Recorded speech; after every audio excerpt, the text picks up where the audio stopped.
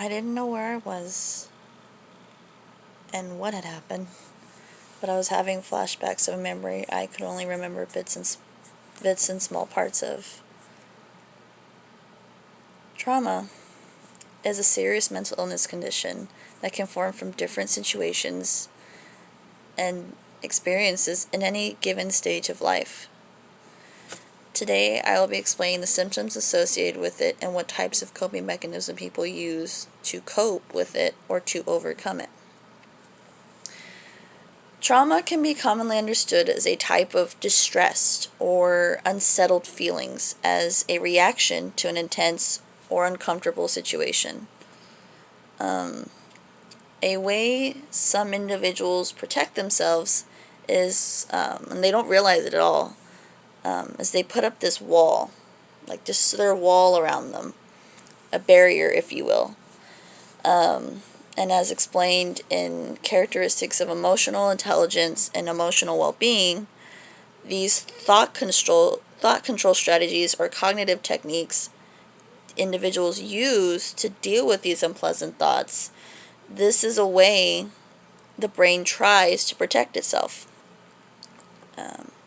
Trauma can have further symptoms such as post-traumatic stress disorder, PTSD, and according to Social Support Coping, Life Events, and Post-Traumatic Stress Symptoms among Former Peacekeepers, which is a prospective study, PTSD can have effects of avoidance behavior and feelings of this, like numbness. This can prevent the individual actually from being able to process the traumatic event and be able to move forward in their life. A secondary symptom with trauma is depression. It's very common. In a series of cases with depression, it can last for days, weeks, even months at a time. It can cause the individual to draw both from activities and people that they love, resulting in isolation. They are withdrawing themselves. It can form a bunch of different sleeping habits, such as you have a hard time falling asleep, while others wake up in the middle of the night and they aren't able to go back to sleep, or they find themselves sleeping much more often. It's very hard.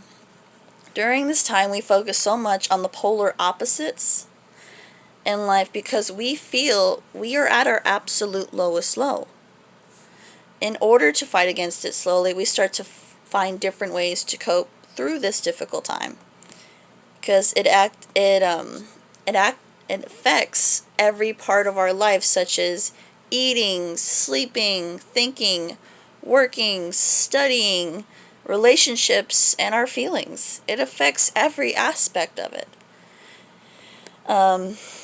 For instance, in coping with community trauma in the 1991 Gulf War, at this time, a large number of military families were hit hard by the stresses of the war.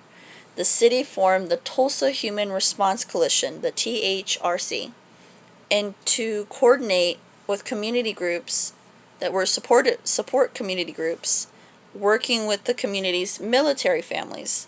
Now, this is a team of people that are fully licensed mental health professionals that have also received critical incident training. They were prepared. A few other ways people cope with traumas: they'll talk it over with someone they trust and feel comfortable, or they just feel comfortable talking to. They will use grounding techniques to help bring them back into the present right now. Letting emotions be emotions. Allow yourself to process these emotions at your own pace. Practice self-care things like taking a bath or trying some essential oils. Maybe do some art. Art is very therapeutic. Taking a walk during the morning, just things to let your mind breathe. But an end with proper therapy, essential self-care, coping mechanisms that work for you, and social support from loved ones and friends. Trauma for the individual will slowly, at their own pace, become something that won't consume their life anymore, in which they can have the life they deserve to live and enjoy despite the hardship that this individual's or this individual or these individuals have faced. Thank you.